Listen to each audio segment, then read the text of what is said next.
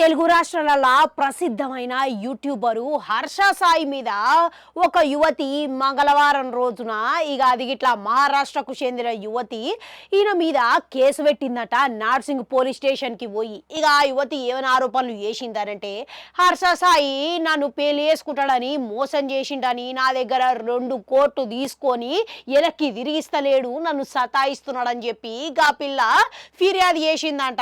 దీని తర్వాత ఇప్పటికే ఈ కేసులో చాలా కీలకమైన అంశాలు ఒకటి తర్వాత ఒకటి బయటపడుతున్నాయంట. అది ఏంటంటే ఈ పిల్లతో కలిసి ఇంతకు ముందుగానే ఒక సైన్ మాల కీలక పాత్రలో ఈ పిల్ల నటించడంతో గాడికెళ్ళి ఈ పరిచయం అనేది మొదలైంది అని చెప్పేసి సోషల్ మీడియా వేదికల ప్రచారం అయితే నడుస్తున్నది.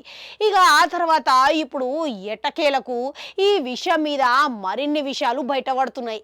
ఈమెని బాధితురాలకి మత్తుమంది ఇచ్చి మరి ఆమెకి లైంగికంగా అఘాయిత్యానికి పాల్పడ్డారని ఆ పిల్ల ఆరోపిస్తున్నదంట. గంతేకాదు నా దగ్గర తీసుకున్న ఫోటోలు, వ్యక్తిగతంగా ఉన్న వీడియోలను బయటపెట్టి బ్లాక్మెయిల్ చేస్తానని, నన్ను బెదిరింపులకు గురి చేస్తున్నాడు అని ఆ పిల్ల పోలీసుల ఫిర్యాదులు చేసిందంట. ఇంత క్లిష్టమైన ఫిర్యాదులు ఒక్కొక్కటి బయట పడుతుంటే దీనికి గాను మన నార్సింగి పోలీసు వాళ్ళు ఇప్పటికే 376, 354 చట్టాల కింద కేసును నమోదు చేసిరంట. డీసీపీ శ్రీనివాస్ గిట్లా ప్రస్తుతానికి విచారణ అయితే జరుగుతున్నది.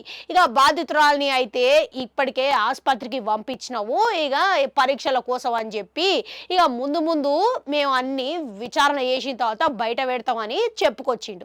అయితే దీని గురించి ఎట్టకేలకు హర్ష సాయి సోషల్ మీడియా వేదికల ఆయన ఇప్పటికే స్పందించిండట. ఆయన ఏమంటున్నా అంటే, అసలు ఇవన్నీ నిజాలే కాదు, మొత్తం అబద్ధాలే, ఇవన్నీ పైసల కోసం చేస్తున్నామే కుట్రా, గంతే తప్ప ముందు నా లాయరు మాట్లాడతారు, ఏది నిజాలనేది అన్ని బయట పెడతారు, నా గురించి నా అభిమానులు అందరికీ తెలుసు, మీకు గిట్లా తెలుసు, అందుకనే ఉంటా అని చెప్పి గట్లా పెట్టిండట. ఇదంతా మంచిగానే ఉన్నది. కానీ ఇంకొకందుకు గప్పుడెప్పుడో గతంలో వీళ్ళిద్దరు మాట్లాడిన ఒక ఫోన్ కాల్ రికార్డింగ్ ఇట్లా బయటపడ్డదంట. గందులో చూస్తుంటే బాధితురాలు ఏడ్చుకుంటా అరుసుకుంటా వీళ్ళిద్దరు గొడవడుతున్నట్లయితే కనబడుతున్నది.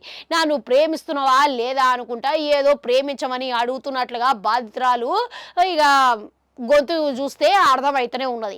అంతేకాదు దాంట్లో ఏమంటున్నదంటే బాధితురాలు, అసలు బయటికి పోదామనంటే సమయం లేదంటావు, పని ఉన్నదంటావు, నేను ఏం చేయాలి చెప్పు, ప్రేమించడానికి మనసు లేదా, లేకుంటే వయసు అయిపోతున్నది, మళ్ళీ నన్ను ఏం చేయమంటావు అని నేను దుప్పటి కప్పుకొని మరి మాట్లాడుతున్నా, అసలు ప్రేమించబుద్ధి అయితే లేదు, ఆలోచించు, సమయం తీసుకో, ఇవన్నీ చెప్తున్నా కదా, అయినా కానీ నేను ఏం చెప్తున్నానో నీకు బుర్రకి ఎక్కుతలేదా అని చెప్పి ఆ బాధితురాలు ఆ ఫోన్లో మాట్లాడుతున్న సంగతి మనకి బయట పెట్టిరంట.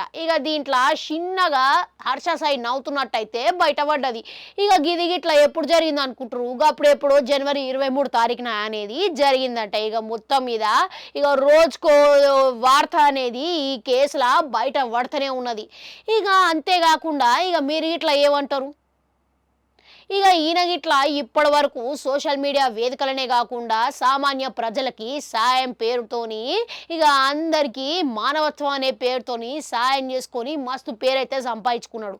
అంతేకాదు ఈయన మీద అక్రమ బెట్టింగ్ సంస్థల కొరకు గిట్లా ఈయన మద్దతు తెలిపిండని ఆరోపణలు అయితే వచ్చినాయి. మళ్ళా ఈ బాధితురాలు గిట్లా రోజుకో విషయం బయట పెడుతున్నదాయే. ఏంది అసలు వాస్తవం ఏంది అనేది మనం ముందు చూడాల్సి ఉన్నది. మీరు ఇట్లా ఏమంటారు, దీంట్లో ఎంతవరకు వాస్తవం ఉన్నదని అంటారు, బాధితురాలు చెప్పింది ఎంతవరకు నిజం అంటారు, కేవలం బాధితురాలు డబ్బుల కోసమే చేస్తున్నదా, లేకుంటే గినిగనం ఎందుకు చెప్పుకుంటుంది అంటారా? కామెంట్లలో కామెంట్ పెట్టుర్రి. అట్లనే అడుగు గంట ఉంటుంది, అది కూడా నొక్కరి మళ్ళీ వస్తా.